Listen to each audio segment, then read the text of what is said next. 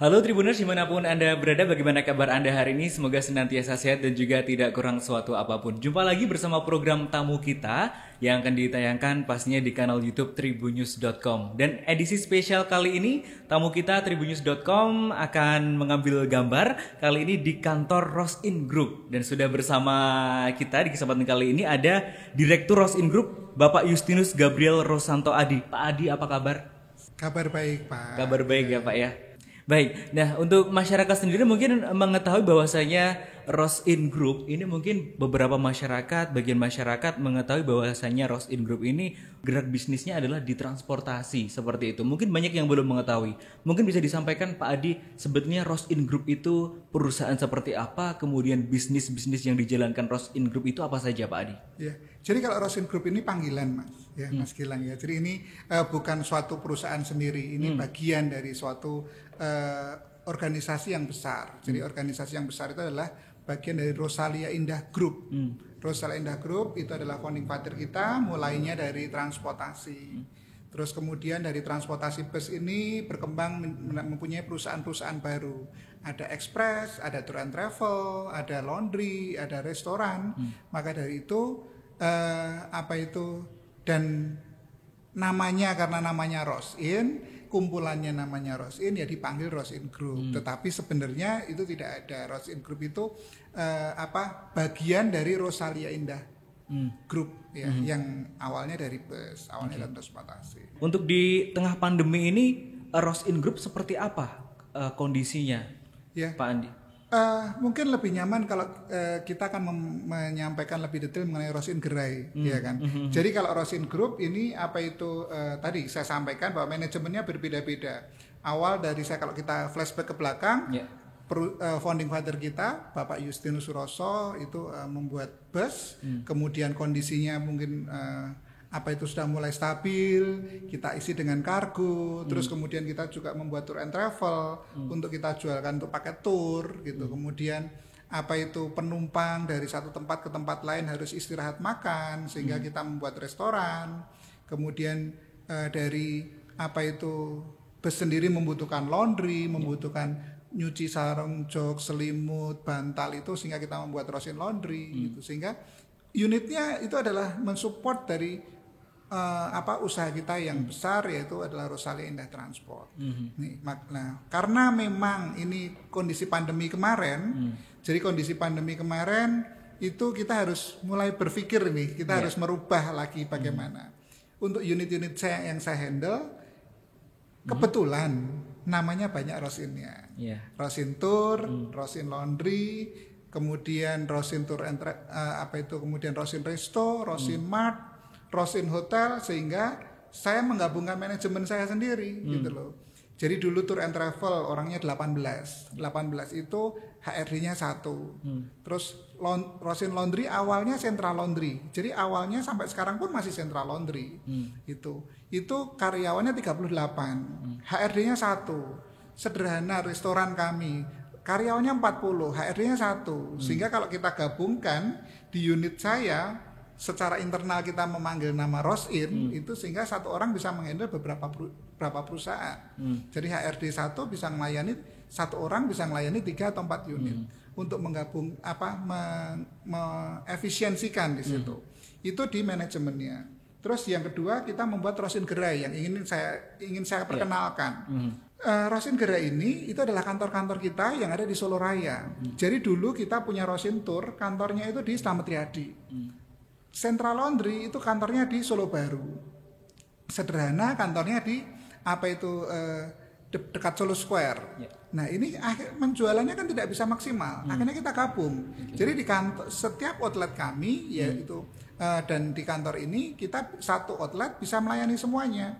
Nah maka dari itu Central Laundry sekarang banyak dikenal di Rosin Laundry karena di setiap kantor Rosin itu juga melayani laundry juga gitu. Sehingga namanya sekarang lebih banyak Rosin Gerai gitu. Jadi Rosin Gerai ini melayani tiket bus, melayani kargo, melayani tour and travel, paket wisata, tiket pesawat dan sebagainya, melayani orderan catering, ya kan nasi box, melayani minimarket itu kita jualnya dari Utra, awalnya kita Utra, terus kemudian kita saat kita ngirim laundry, ya kan, kita kan selalu berurusan dengan rumah tangga.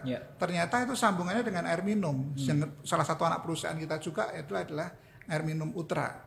Terus kemudian LPG, gas, terus kemudian beras, itu kita akan supply di situ, sehingga satu kali komunikasi bisa melayani banyak produk. Itu yang kita tawarkan di Rosin Gerai.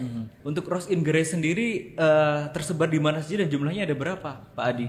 Jadi Rosin Gerai kita kalau nggak salah 7 ya. Jadi pertama yang paling ujung yang dari Karanganyar itu ada Jaten, itu ada Gerai Jaten, itu kemudian Palur, depannya Palur Plaza. Kemudian yang di Solo itu ada Kadipiro, Slamet Riyadi, terus ada yang di Baron, ada yang di Solo Baru. Kemudian ada yang di Kleco itu di dekatnya Rumah Makan Sederhana, depannya Nasmoko. Terus kemudian ada di Boyolali. Jadi di kantor-kantor itu sekarang kita bisa melayani semua produknya. Di outlet tersebut ada marketing eksekutifnya atau salesnya. Sales itu kita siapkan itu untuk melayani semua. Sehingga kalau misalnya nih Tribun ya kan, itu mau order, kita ada meeting, ada order gitu. Kita tidak harus menghubungin dari Sederhana sendiri. Cukup menghubungin satu orang tersebut untuk nih saya butuh order nasi box 10. Kadang-kadang kan kita tidak di tempat. Kalau kita sudah punya member, kita sudah punya kerjasama, staff saya tinggal ngirim, tinggal kirim, pembayarannya nanti bisa belakangan. Kita punya piutang, punya fasilitas karena memang kita sudah kerjasama dengan perusahaan-perusahaan tersebut. Itu pertama, misalnya harian butuh air minum, pas habis nih pagi tinggal telepon, kirim hari ini ya, kita akan kirim. Ada meeting dadakan, tinggal kirim, tinggal telepon nanti kita kirim. Atau misalnya mau booking tempat, Pak saya mau pakai Sederhana gitu, tolong dong disiapin, kita punya tamu nih 20 orang, kita kan siapin ruang khusus untuk handle tamu tersebut. Termasuk kalau kita sendiri terlambat, kadang-kadang saya menghandle tamu, saya sendiri terlambat, kita tinggal telepon, tolong dong bantuin terima dulu, sehingga tamu saya tidak merasa menunggu, ya kan, tolong di serve dulu, makanannya dikeluarin, itu kita bisa melayani sampai di situ. Jadi kalau memang tidak kondisi pandemi nih, kadang-kadang orang enggak lah, saya dari satu perusahaan ini udah cukup kok gitu. Tapi dengan kondisi pandemi, merasa satu perusahaan ini produknya juga tidak bisa maksimal, ya harus berpikir lebih, sehingga akhirnya berkat dari pandemi ini karyawan saya lebih mempunyai sense belonging yang lebih, terus kemudian mempunyai kepedulian dan bisa melayani dengan maksimal. Baik, artinya berarti untuk penggabungan menjadi Rosin Group dari beberapa fasilitas yang mungkin ditawarkan ke publik ini berarti dimulainya baru saat pandemi ini, Pak Adi? Baru saat pandemi ini. Dari awal sudah ada, rencana itu sudah lama, tetapi tidak bisa jalan karena masih merasa egosentrisnya itu, saya tur disuruh jualan minimarket, disuruh jualan beras, nggak mau. Saya orang tur, ya kan, tur planner, saya disuruh jualan nasi box, nggak mau. Jadi ini kalau kita mempelajari ini, COVID ini adalah membawa berkat untuk kita semua. Kalau kita benar-benar menyadari ini membawa berkat, ya kan? Karena kita akan lebih profesional, kita akan lebih cepat, kita mau menyikapi perubahan. Karena di dunia usaha setiap hari berubah. Kita harusnya seperti itu, ya kan? Ada event, ada acara, ada perubahan itu bisa berubah setiap hari. Kalau kita nggak siap, mental kita nggak siap, ya kita akan ketinggalan. Baik. Kalau berbicara mengenai COVID ini banyak sekali mungkin perusahaan yang mungkin tersendat, kemudian ekonominya jatuh bisa dikatakan seperti itu, banyak sekali yang harus dikorbankan. Tetapi Rosin Group justru di saat pandemi ini idenya sangat bisa dikatakan cemerlang menggabungkan beberapa usaha. Mengapa bisa dapat ide seperti itu, Pak, di tengah-tengah pandemi yang mungkin banyak sekali yang mengeluh, tetapi tidak untuk Rosin Group, tidak untuk Pak Adi? Setelah seleksi alam ya, banyak karyawan saya yang keluar di kondisi seperti ini. Itu yang ada ini sense belongingnya luar biasa, kekeluargaannya lebih luar biasa, benar-benar merasakan bahwa ini loh, ini tempat saya bekerja gitu, dimana dengan kondisi ini kita sama-sama mengerti, kita mengerti karyawan pun akan mengerti perusahaan dengan baik, sehingga saling support satu sama lain. Bersyukurnya mereka lebih peka, lebih tahu, dan kemudian bisa memberikan rekomendasi kepada perusahaan. Pak, kalau kayak gini gimana? Kalau kayak gini, kalau dulu enggak, dulu jam 8 sampai jam 5, masuk jam 8 saya udah selesai pulang gitu. Kalau sekarang mereka berpikir bagaimana nih perusahaan bisa bisa tetap bertahan, bagaimana lebih efektif, bagaimana. Itu. Dan bahkan mereka bersaing, gimana saya bisa meningkatkan omset atau gimana saya bisa menekan cost. Saling mensupport satu sama lain. Sehingga sudah bukan kita, bukan saya, tetapi kita. Gitu. Nah, mengapa di tengah pandemi yang penuh dengan ketidakpastian, Pak Adi sangat yakin untuk membuat Rosin Group ini bergabung, kemudian menciptakan gerai-gerai Rosin yang bisa melayani masyarakat dengan sangat komplit bisa dikatakan. Ya, karena tadi saya sampaikan secara profesional harusnya saya kurangi, ya kan. Tetapi ada panggilan di sini bahwa ini harus sekarang. Kalau enggak apa? Nanti saatnya mereka datang, saat ini sudah mulai baik, marketnya sudah mulai internasional nih, ya kan, dimana semua orang bisa pesan online dengan mudahnya. Mereka pesan makanan. Saya kantornya di Palur, ya kan. Kalau dulu saya mau beli makanan di Solo Baru agak susah gitu loh. Ya kan, agak susah karena jauh nih gitu, harus ke Solo Baru. Sekarang dengan Grab, dengan GoFood itu hanya 20.000 kita bisa mendapatkan makanan yang kita harapkan. Ya kan, kalau kita menunggu nanti saat marketnya sudah baik, ya kan, kita terlambat gitu loh. Kita akan terlambat, kita akan susah bersaing. Nah, ini kesempatan yang baik gitu untuk kita untuk terus bisa berbenah dan tadi melihat peluang ini dengan baik, sehingga di saat kondisi kita berat ini kita bisa belajar, di saat kondisi ramai kita akan lebih siap untuk menghadapi apa itu perubahan-perubahan yang ada. Mungkin bisa disampaikan lebih detailnya ketika masyarakat yang ingin membutuhkan layanan tersebut itu harus datang ke gerainya atau seperti apa layanan yang diberikan dari Rosin Group ini, Pak Adi? Iya, untuk pertama mungkin harus datang ke gerai karena kita kan tidak tahu, ya kan. Tapi kalau mereka teman-teman sudah ke gerai, memasukkan data member dan sebagainya, kita bisa lakukan hubungan via WA. Selebihnya kita tinggal menghubungi, tinggal WA, Mas order ini, Mbak order ini, tolong kirim ke rumah, kita bisa menjalankan karena data kita sudah ada. Tapi kalau enggak kan kita belum tahu. Sehingga pertama itu, atau kalau untuk perusahaan kita punya tadi sales yang keliling, jadi satu sales saya melayani beberapa customer. Pak Adi bisa bercerita mengenai di antara unit-unit bisnis dari Rosin, mungkin ada cerita unik tidak Pak? Unit mana yang mungkin memiliki pengalaman yang tersendiri yang mungkin selalu Bapak ingat dalam pengembangan bisnisnya? Yang agak berat di kargo ya. Kargo ini di unit yang saya handle, ini unit yang cukup besar. Tapi kendala kami itu kan memang awalnya dari anak perusahaan dari Rosalinda Transport. Sehingga kita melayani belum semuanya. Kita melayani hanya di kota-kota besar aja yang kita lewati jalurnya bus Rosalia gitu. Ya karena orang mindsetnya ya namanya ekspedisi bisa melayani semuanya gitu. Sehingga kenapa lebih mahal kalau memang itu barangnya kecil-kecil. Karena kita ya kalau kecil-kecil kita tidak bisa delivery. Kalau kita harus delivery kita harus menggandeng pihak lain. Tetapi saat ini perusahaan, saat ini benar-benar sepeda motor atau barangnya cukup besar, kita dijamin lebih murah. Karena apa? Armada kita jalan setiap hari dan kemudian apa itu jadwalnya jelas, armada sendiri, sehingga kalau hari ini berangkat besok sampai gitu. Itu untuk yang corporate gitu. Tapi kalau memang untuk produk-produk kecil, ya kan, itu memang akan sangat berat gitu kalau kita harus bersaing dengan kompetitor yang memang segmennya berbeda. Oke, berarti saya juga mendengar bahwasanya pengiriman motor dari ekspedisi Ros ini yang paling murah seperti itu. Iya, kalau kita melihat itu paling murah di kita karena memang apa itu armadanya armada sendiri gitu kan. Sehingga unitnya unit sendiri, kecepatannya saya kan juga lebih cepat gitu. Itu kelebihan kita, itu ada motor. Terus corporate ya kan, yang satu perusahaan demi ke perusahaan itu saya yakin di tempat kita akan memberikan layanan yang terbaik. Untuk produk-produk yang mungkin barang-barang yang bisa dikirimkan itu apa saja Pak? Mulai dari motor terus apalagi yang mungkin motor, besar-besar seperti itu? Kain, spare part, ya kan, itu yang biasanya obat-obatan itu best customer kita di situ, ya kan, konveksi, terus itu yang menjadi kekuatan kita untuk mensupport dari usaha-usaha tersebut. Berarti itu yang mungkin di Pak Adi ini paling berat untuk mengembangkan bisnis itu. Ya, karena marketnya luas, tetapi memang kita harus ngontrol emosi kita.